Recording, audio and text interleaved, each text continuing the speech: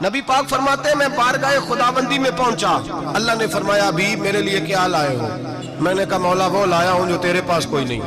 رب کریم کو سارا پتہ ہے، پھر بھی پوچھتا ہے محبوب میرے پاس کیا نہیں؟